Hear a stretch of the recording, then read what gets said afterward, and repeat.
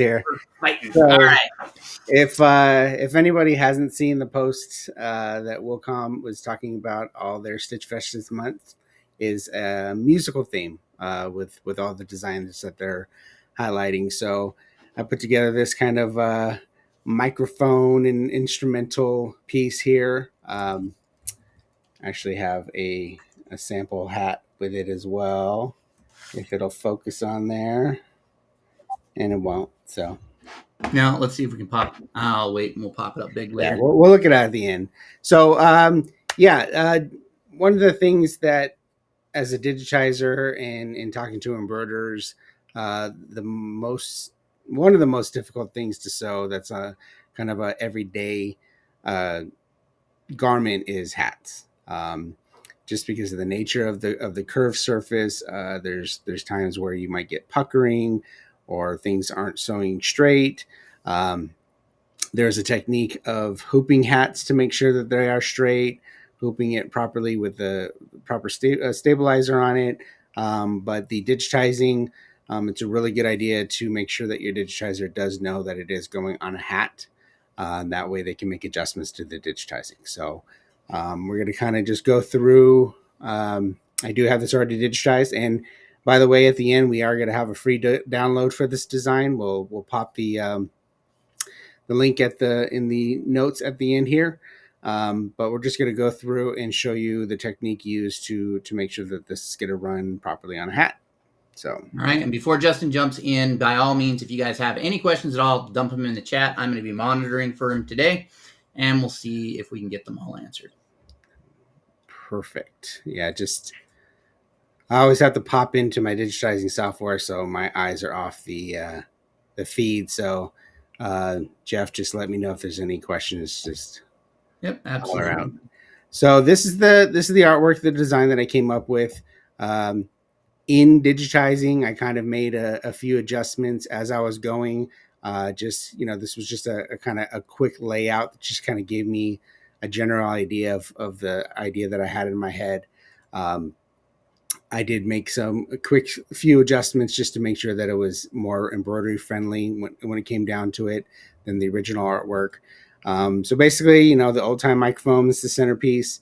You have the instruments on the side, and then the 5 lines are representing I think it's called a staff in music, where it's actually the lines that have if you're reading music, it has the musical notes on it. So that's what kind of those 5 lines are representing. I did, when I was originally doing it, I was staggering the colors of the lines. I ended up just liking the lines all being one color, but we will go from there. First thing I always do, especially if you've heard our digitizing talks on our lives or anywhere else, I always preach global underlay when it comes to hats. This is an opportunity to utilize the larger filled areas of your design that's going to be covering anything that you do as far as a foundational stitch. And this is where you have an opportunity to force the digitizing going from center out. Sometimes the designs, by nature, the way they're layered or just the way the design is flowing, you can't necessarily always do center out when you start with just an element that you see. So the global underlay is a good opportunity to kind of force that idea of bottom up, center out. So the center line of the design is right here. If you can see that on the live, this is your center point. You never want to start right on the center point and or very close to the center point. The most popular hats I would say that are used are 6-panel hats, and that's when you're going to have the seam down the center of the hat. So you don't want to start those lock stitches right on the seam. Just because you're going through so many different layers, the lock stitches being small stitches, there's a tendency that you're going to get some either thread breaks and or needle breaks if you're trying to do those small lock stitches right on the seam. So I tend to go a little bit further, either the left or right, to just to get those lock stitches in, and then I'll kind of start my center out point. Okay. I typically use, I I digitize the global underlay manually. That way I can control exactly what direction the stitches are going, and I'm not relying on the computer generated fills that will kind of calculate where to start and kind of where to travel. If I'm using a running stitch, and I usually use a stitch length of about 4, and that way you're not really upping the stitch count. You're using a longer stitch that's not going to be, these really, really small stitches that you're jamming into the hat. So again, starting off the center point, I'm going to start down towards the bottom. The only reason I'm not starting down here is these sections in here are rather thin. I tend to avoid trying to do global underlay on really thin portions of a design, only because the nature of a hat and working with around a curved surface, um, there could be slight shifting when you embroider. So trying to do global underlay and under kind of thinner, smaller elements, you have a tendency to, you might have that global underlay stitch be sticking out somewhere near the edge. So I usually only choose the larger filled areas that I know those top stitches are going to be for sure covering those base global stitches. Yeah. And one of the pluses of actually doing it manually is that you can also make sure that you're going to be opposed to the direction of your overlaying stitches. And Exactly. that way it doesn't get that zipper effect where it shows up. Exactly. If you're doing like a calculated fill, sometimes it'll throw a run stitch in the exact same direction. And now you've got something that's going to pop out over the top. So, Exactly. So yeah, plotting my point, bottom, top, working my way center out. That's really going to control. As you can see there, I started from the center, worked my way to the right, came back around from the center, worked my way to the left. So that really kind of reinforces that center out. You're stabilizing kind of the center of the hat where the majority of the stitches are going on this design with the microphone, and you're securing that stabilizer to the back of the hat, just to make sure that the surface that you're sewing on is going to be as flat as possible. So you're not going to get any puckering in the hat material or anything like that. So typically, I just kind of work my way up, zigzagging back and forth. Um, as far as the color of the underlay, I do one of two things. Um, the majority of this underlay is going to be underneath this microphone, and the microphone fill is going to be majority silver thread. So you can go ahead and make this global underlay silver. So since the top layer is going to be the same color, it's not going to have any potential of having a contrasting color that shows through. Another thing that you can do is just match the garment color. If you do download this file, I actually have it in the color sequence as match garment color, just in case you decide to change up the colors of the microphone or whatnot. So, but if you know the majority of what's covering it is going to be the same color fill as the bottom, you can just do it the same color. awesome. Okay, so I established my global underlay here. And typically when you're kind of working your way from the center out on a hat, you're going to focus on the elements that are on the center, and you'll want to finish those elements. You want to do fills with outlines, or if it's text, you do a few letters at a time, inside outline. But if you do see here, you do have the lines on the staff that are underneath the sides of the microphone. So I actually utilized, I'm going to go ahead and just copy these just because I show you I kind of used a stylized stitch for these. Um, I'm going to utilize these as kind of more of a global underlay where it's kind of going center out even more, bottom to top. And I'm utilizing these stylized kind of light fills in these lines. So they're kind of working double duty. Not only are they an element in the design itself, but you're also the way they're flowing. Here, let me do a slow redraw. The way they're flowing through, they are working kind of center out. Oops, a little bit too fast. they're working center out, and also the lines are going from bottom to top. And what I utilized on these, what function on, or as far as options on the fill stitch, it is a tatami stitch that I did. It's 1 millimeter spacing, so it is going to be a light fill, and that's kind of the rough look that I was looking for, just to kind of give it a little bit more of a stylized look for the design. Mm-hmm. I also used the Florentine effect, and if we go over to the reshape tool, if you can see, let's see if I could separate this out. The stitch angle, it's hard to see them. The Florentine allows you to have a curved stitch angle. Exactly. Yeah, the stitch angle here. There, I didn't grab it all, but the stitch angle actually gives you, you can add curves or add nodes to the curve and change the actual way the curve is excuse me, the curve is flowing. But yeah, that's kind of giving it a little bit of movement. Again, using kind of a stylized effect to the stitch. So I got rid of them, all of them there.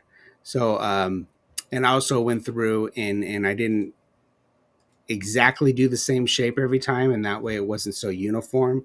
I changed the outline nodes just a little bit each time, and that way the lines just looked a little bit different in the design. Again, just kind of the style that I'm using for these particular lines in the design. So laying down the global underlay first. Let's get established the center out, bottom up, and kind of secure the foundation of the center part of the hat. I'm utilizing the lines as kind of more of a foundational global underlay. And on these, I did do kind of the same on the other side where they were all a little bit different, but for time's sake, I'm going to go ahead and just grab them, and I copied them over. I can mirror those.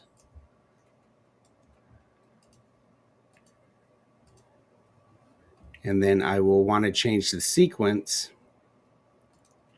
as far as bottom up. You know what? I think I left them I did leave them on that one side just to make sure that one side is secure. Since I do have the center secured already, I'm not going to worry about any puckering in the centering. I did do the left side, and then I worked my way up and did the right side.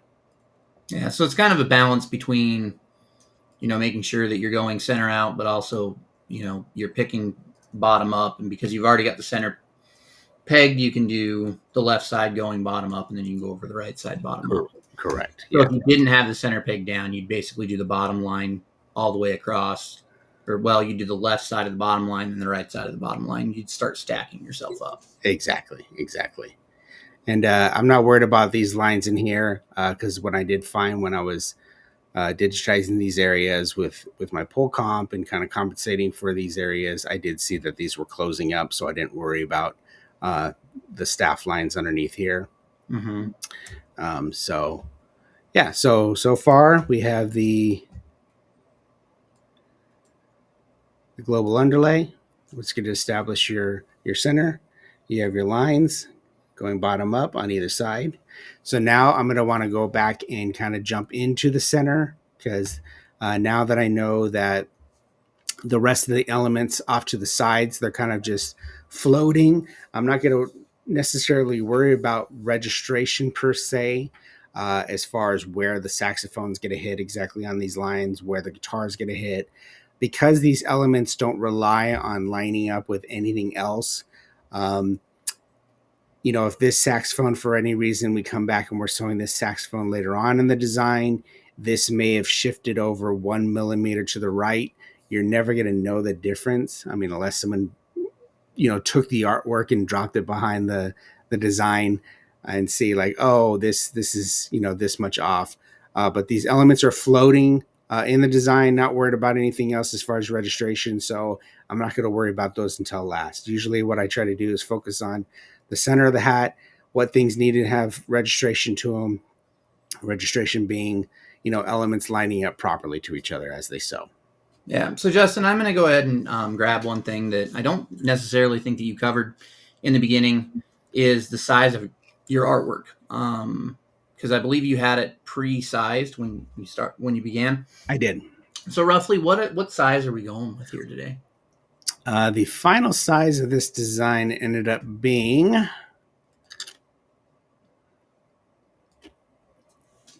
2.35 tall by 5.85 wide. I did choose the 5.85 just because it kind of gives a full panel design, front panel design for a 6-panel hat. And 2.35 is generally a safe spot on most machines. I know a lot of the bigger than industrial machines, you have about 2.5 inches tall max.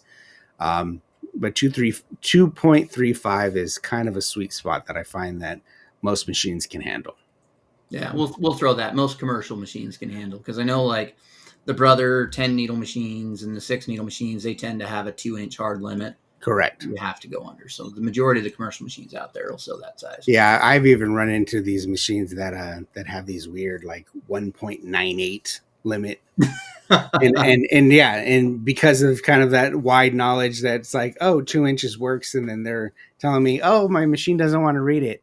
But yeah, it's some of these are kind of weird with their limits that they do on hats. But yeah, that's typically a sweet spot as far as hats are concerned. We have any other questions? No, I just thought I'd derail you for a moment. Okay. Sounds good. All right. So typically when I'm digitizing and I have layers that I've done that I know I'm finished, I go ahead and select them over here. And if you right click, you can hide them. And that way I'm not going to accidentally grab them when I'm digitizing the top stitches and accidentally move them, delete them, convert them to another stitch inadvertently. Since my hands tend to get kind of quick with hotkeys. Totally never happened. Yeah, I tend to do that when kind of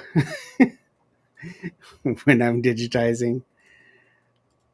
All right, so let's take a look at what I did here as far as the microphone's concerned. I did do, because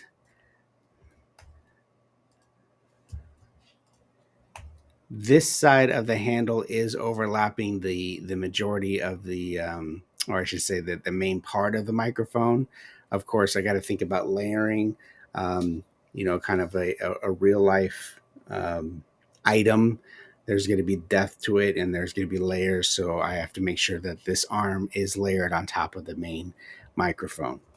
So not only do you have to worry about center out, bottom up, you have to worry about front to back when it comes with the depth of the item that you're looking at. Exactly. Which is a lot of times why that global underlay is fantastic, because that allows you to focus more on the depth versus the center out, bottom up. Exactly. Yeah, exactly. So yeah, if I were to just digitize the microphone by itself, trying to get the layers properly, I may not be following those rules altogether. So yeah, that's where that global underlay really helps. So because again, that the right side of the handle is layered on top of the microphone, I went ahead and did the bottom section just by itself, because those are kind of thinner lines. And then the highlight pieces that are in silver are, going on top of lines that aren't very, very big areas. I just want to make sure that the registration on those small pieces are there and they sew together, as well as the, this bottom handle being underneath the microphone itself. So after I do that bottom brace of the microphone, I go ahead and do the fill stitch of the majority of the mic, and then come back with all the detail.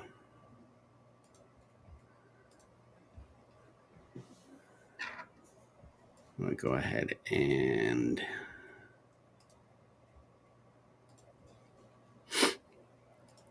let's copy this portion over here at least. Okay, so like I said here, we have the, let me turn off the background here.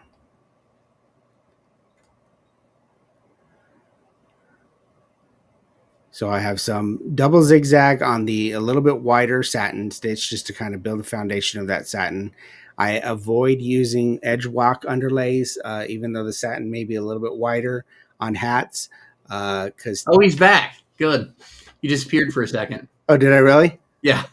Oh, so I was just talking about the handle here. The left side of the handle, I did kind of a double zigzag underlay to make sure that there is a good foundation to that a little bit wider satin. I do tend to avoid edge walk underlays on hats just because they are close to the edge of of satins and whatnot, and they do tend to stick out because of the sew surface on a hat. So I do give it kind of a good underlay with double zigzag. Same with those pieces. Come back with the silver highlights, and then go right into the silver fill of the microphone. And as you can see, the fill is following the idea of bottom up. Um, I don't go at a perfect 0 degree. I pretty much avoid any zero fill stitches just because there's too many fabrics that that'll fall into the weave of the fabric and it'll really distort. The same with hats. Fills tend to, if they push exactly at 0 degrees all the way up, they tend to push quite a bit harder at the top of the crown. Gotcha. All right. We did have a question, Justin, but I think we're going to grab that. You're definitely going to go over here in a second. Let me go. It's actually from DJ Kev, who says, "How was the record digitized?" I'll definitely get to that. All right. All right. Okay. So again, following the idea of bottom up, I'm going to go ahead and start with the whatever these grooves at the bottom here. Let's go ahead and hide what I have done.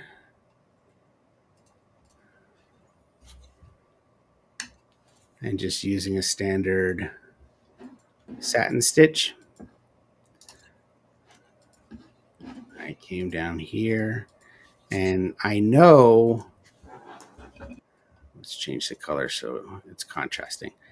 I know the outline of this out of the microphone is going to be outlined in the satin. I just like the way a satin border kind of really finishes the edge. So I'm going to kind of utilize that area since it's going to be sewing last to kind of use the travel to each piece that I'm digitizing throughout the design.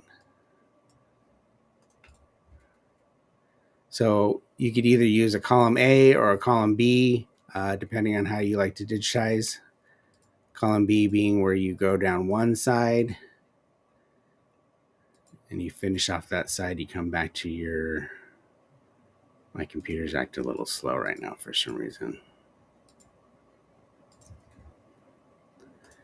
And you can come back and, oops, wrong tool, and add angles when you're doing the column B.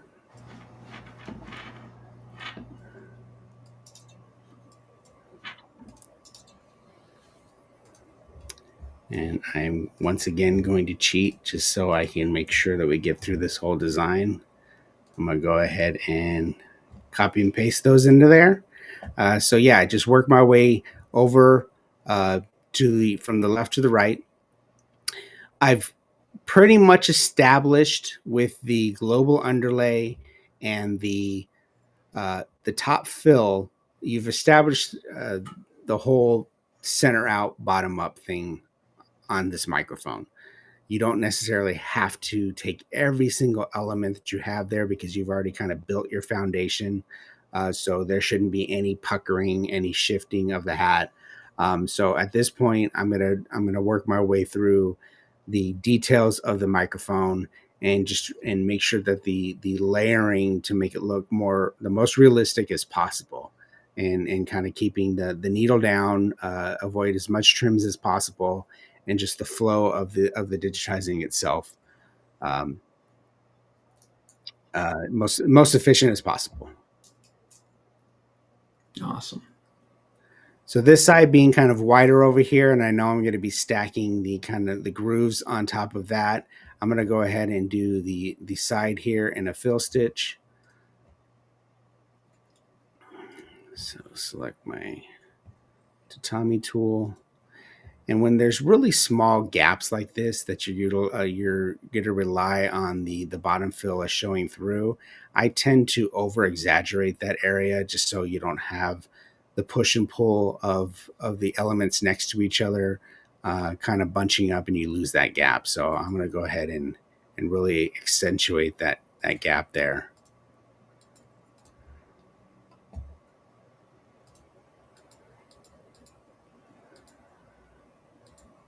And I am not going to be that accurate because we are in a live.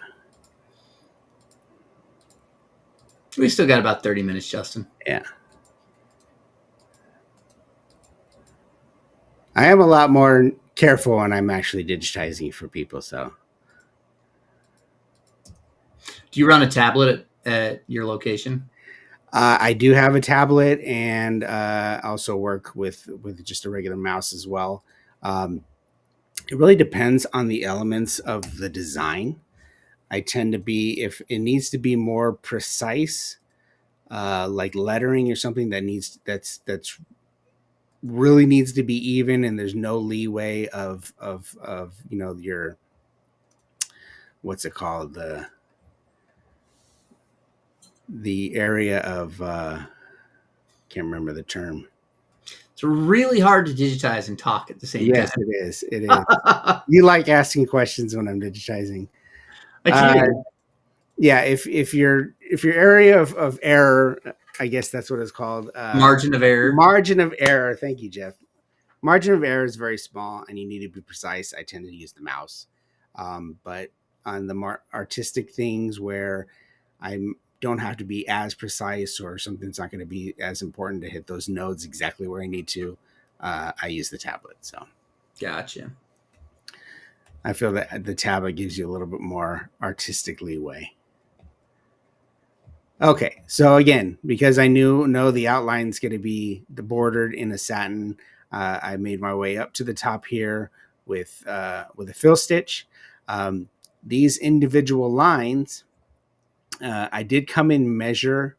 If you do see the design here, I opted not to do the small little highlights of the microphone. I just measured them, and they are very, very small. They would not work as a satin stitch. They would be running stitches, and I just felt that the look of it would be a lot cleaner if I just utilized the satin stitch on top of the fill, and the how the light hits it differently. You'll still be able to see that it's separate elements, and that'll kind of save the dotted outline look of a running stitch, and also the trims in between the running stitches where there's these gaps. I just wanted to avoid, kind of an element that doesn't necessarily have to be there, that's just going to add a little bit more difficulty to the run. Gotcha. So my pathing here is, I kind of came up the side, the larger side is going to kind of be the background of the side of the microphone and the fill stitch. My plan is to come back and kind of do these grooves on top and work my way back down in order to reach these satins. Because these pieces are kind of floating, what I did was, I'm going to go ahead and make these a contrasting color so you can kind of see them better.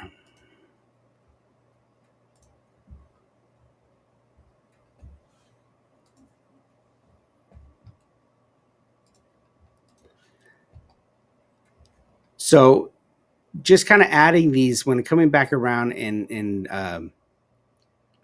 coming back with the outline, I added these kind of grooves that will attach to these sides, and that way it kind of gives me a travel area where I'm not trimming between this side and into these satin stitches, and it still kind of adds to kind of the whole idea of the microphone having these grooves. So the grooves being in front, uh, the grooves would actually start on the back side of the microphone as well.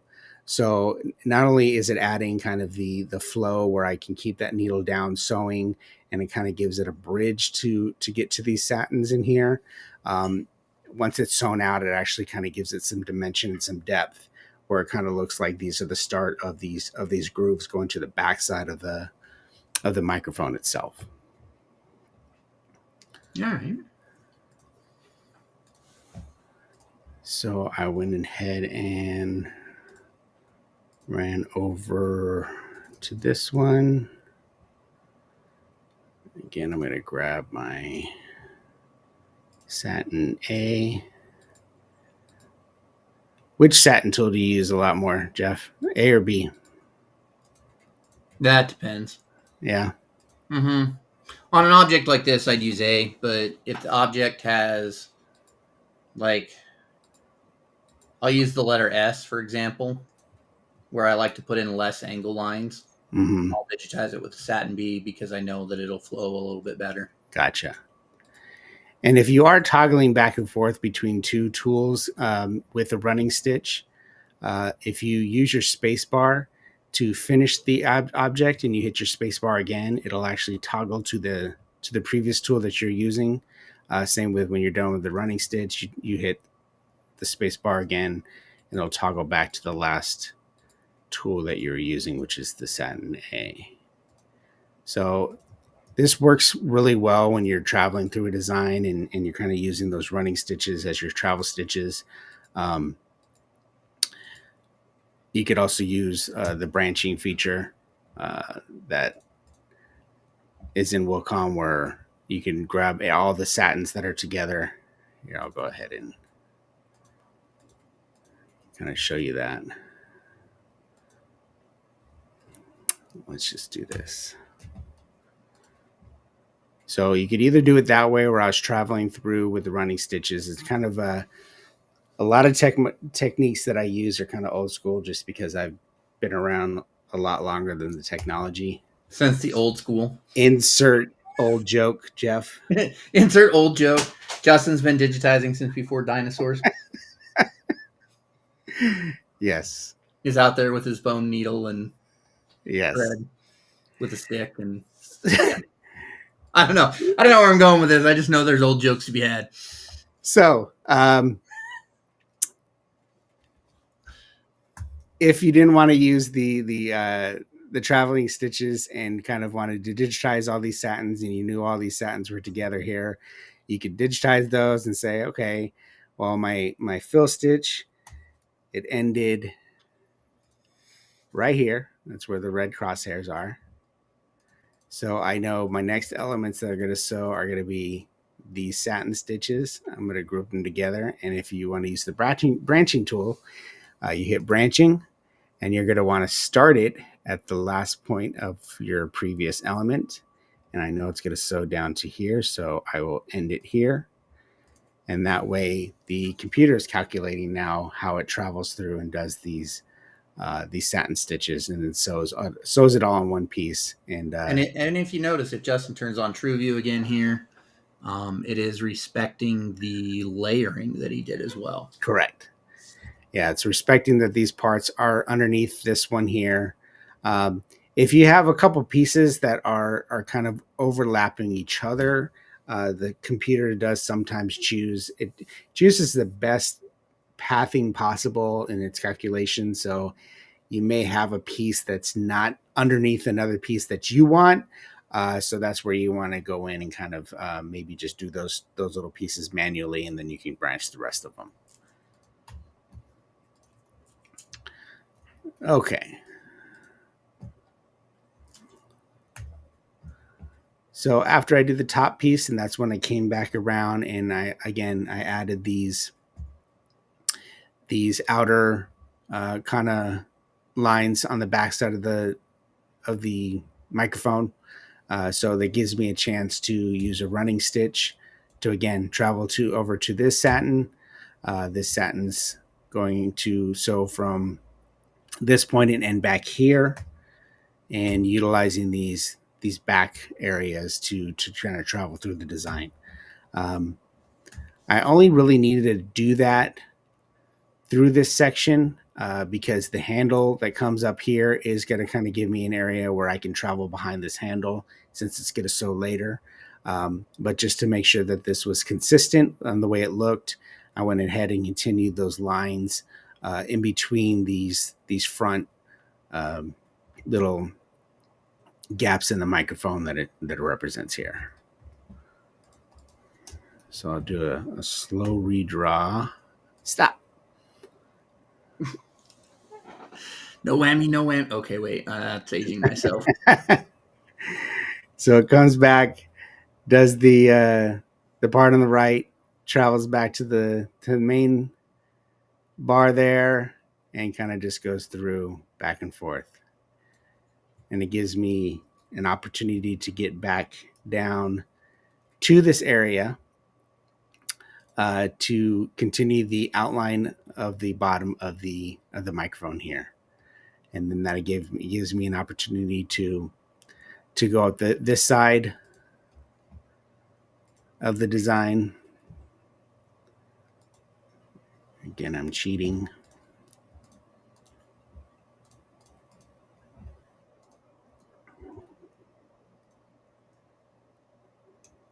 Let's do that in the contrasting color. So I'll work my way up from the bottom right up to the top left. And again, the little knob of the handle that's kind of hidden back here, I made sure that it is kind of sitting behind these bars to represent that it is kind of off to the side and not in front of these bars. Um, because of the angle, these weird kind of edges, which would kind of represent the side, how it's curving to the side of the microphone. I just kind of used small pieces of satin stitches as I work my way up. And there was one trim, just because of the layering of the black portion of the microphone. I did have one trim where it does go over to the side, and it does grab the side handle of the microphone. If I can grab it here.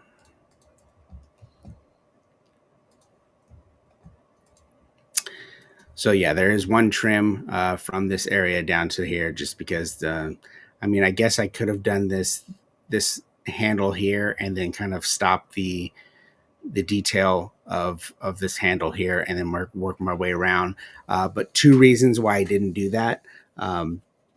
Just the layering of this handle itself. I did want the handle to look underneath the knob, if you will, this portion of the handle, as well as I wanted to make sure that the black base of the handle so right before again these intricate parts to make sure that the registration was properly done right here. Sewing the gray highlights right after the black handle is going to ensure the proper registration. Instead of it, if I was sewing this handle as part of the right side and it's going through and the machine's running and kind of moving around as it's doing all this, there's a possibility where if it comes back, this thin outline that's really needs to be kind of precise, uh, hugging that portion of the knob, it may shift a little bit here or there, and it may look a little bit off. So that was the reason of I gave up one trim in order for the registration to be properly done. Awesome. So the handle itself, let's get rid of the background. Again, working from the bottom up, I gave it a good underlay. And if you see here, there is a little extra underlay where the handle meets the knob portion of it, because the satin stitches of this knob are running horizontal. When the the top portion of it sews, there is a possibility where it pulls on that satin and you can get a small gap. So that's why I just added a little bit of underlay to it. And then kind of, again, trying to be as realistic as possible. This is kind of representing the front side of that little knob, and then the side being its own satin stitch. Again, just trying to capture different angles of the light and the way it hits it. It kind of shows that it's kind of different parts instead of just doing one solid circle here. And then I come back over and do the detail. How are we doing on questions, Jeff? So far, I think you're explaining everything well because there's not a ton of questions. We've got a few more people dropping in during the live, which is awesome. We're always happy to see you guys. Awesome. Okay, so this is where we're at. We have your foundational stitches that are going to stabilize the hat in the center. The kind of artistic lines representing the staff, the lines in the staff are working double duty, and they're kind of working as a kind of a foundational stitch as well. That's going to smooth out the sides as they sew from the bottom up. Coming back and doing the main fill and the detail of the microphone, which leaves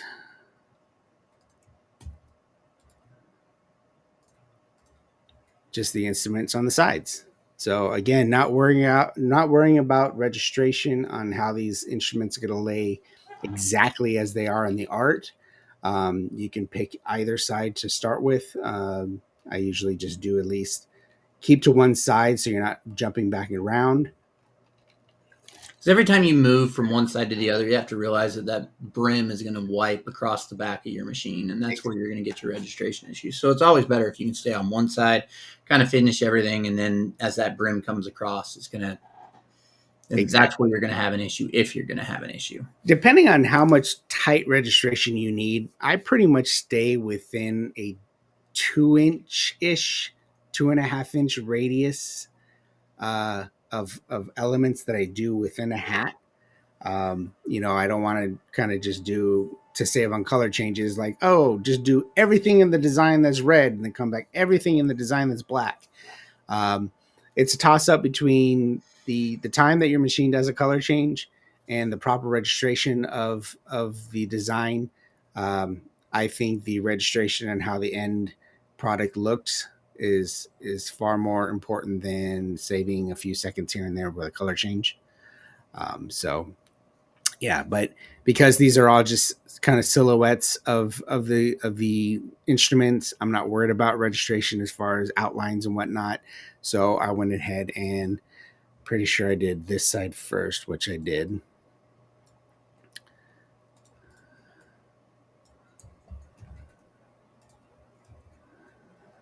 So I did the saxophone, and as you can see here on the saxophone, there are some small little intricate things. I actually played saxophone in high school, so I remember all the keys and on how they were attached and whatnot. Back when the dinosaurs roamed the earth. Back when we made our own tools and I chiseled, hand carved it out of rock. Yep, exactly. Thanks, Jeff. So, in the art, these little knobs and I don't even remember what they're called, but the little buttons and whatnot, the little tools that you use to play the notes, they are pretty small. I over exaggerated the lines that are coming off of the saxophone because when this does sew out, you don't want these lines so close that there's a possibility where you either lose that gap altogether or the satin stitch may grab one of those lines and kind of pull it in. Just so, again, compensation is kind of the name of the game when it comes to digitizing and embroidery. You have to know that the embroidery is not going to be a perfect line. It's not going to stay in exactly where it needs to be all the time. So a little bit of compensation, whether it be push, pull, is definitely a good idea.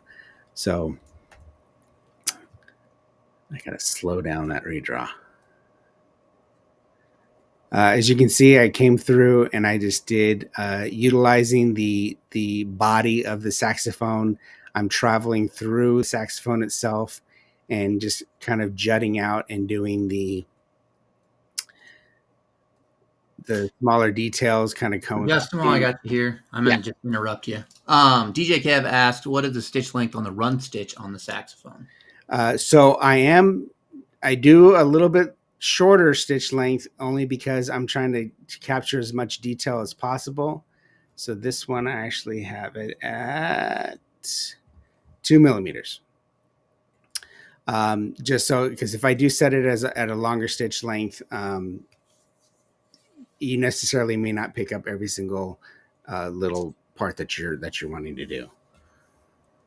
So again, just utilizing the base of the saxophone, or the body of the saxophone to travel through, it ends up doing the details first, and then comes back and does the body. As far as the guitar, it's a simple kind of silhouette. I did opt not to try to do the small little circles that you see in the artwork, that the represent where the strings are coming and attached to, because again, this is kind of an abstract guitar. I went ahead and just opted to do just a solid part here. The other instruments, Now remember, we did have a question on the saxophone, so if you, or not the saxophone, the cymbal record. yes. Let's hide these here. The trumpet and the trombone were pretty much the same. These lines were a lot heavier, except for the actual notes on the trumpet. They were small enough where I had to utilize kind of traveling underneath the body of the trumpet, kind of jutting out and doing the keys on the trumpet, and then the rest of them were wide enough to do satin stitches.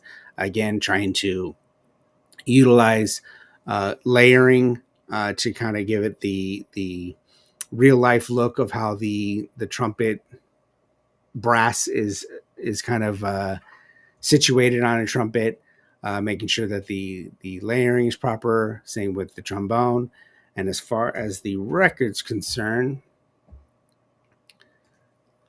I did do the center in a simple tatami stitch. And then just to kind of get the flow of a record itself, I went ahead and did kind of a ring where I did the turning fill, and then actually added a spiral. I'll pull it here. And did you use the ring tool for that, Justin? I did. Okay. Yeah. The ring tool, since you brought it up, where is it? Here we go. The ring tool is where you could actually make a circle, and then you could actually plot the inner cutout. And then I went ahead and applied the settings that I wanted to it.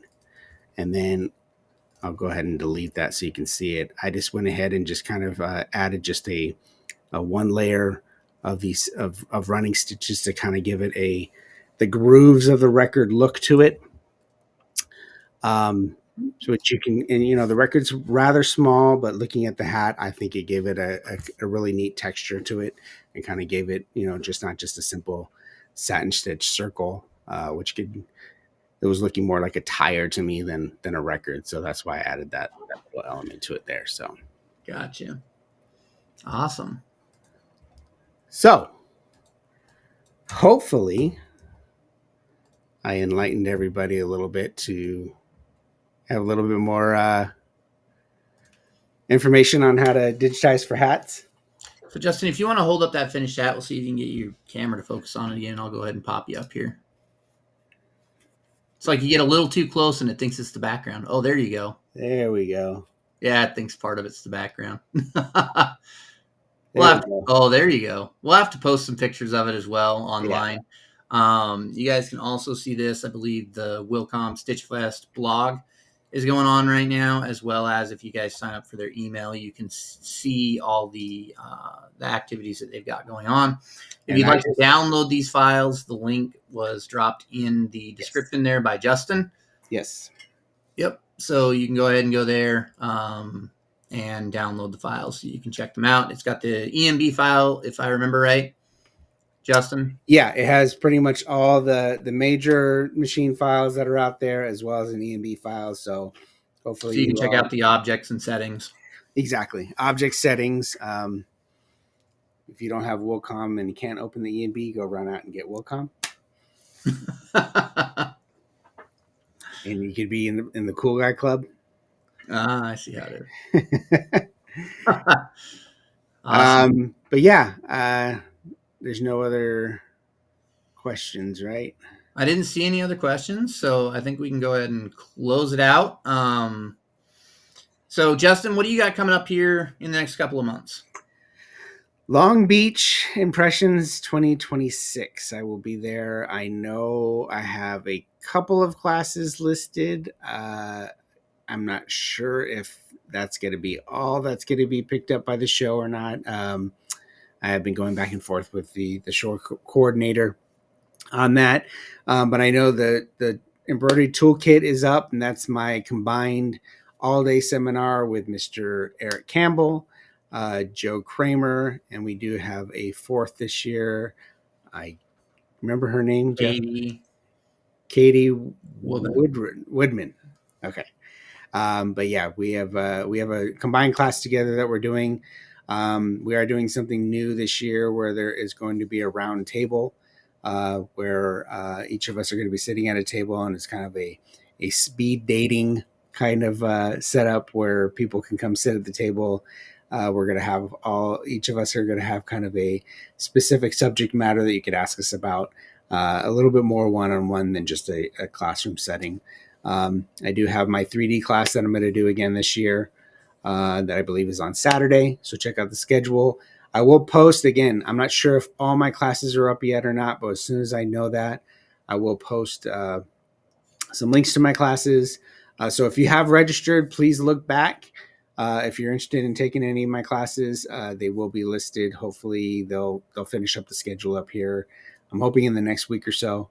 But again, if you follow any of my social media, Embroidery Nerds social media, I'll post that all up when it gets finalized. So awesome. I'll be down there heckling Justin this year. So be sure, guys, to stop down and visit us. Yes. With that, we've got Justin Armenta from JA Digitizing Studios. I'm Jeff Fuller from Fuller Embroidery Works. We're both here representing the Embroidery Nerd. We'd like to thank you guys for joining us, and we'll catch you next time. Good night, everybody.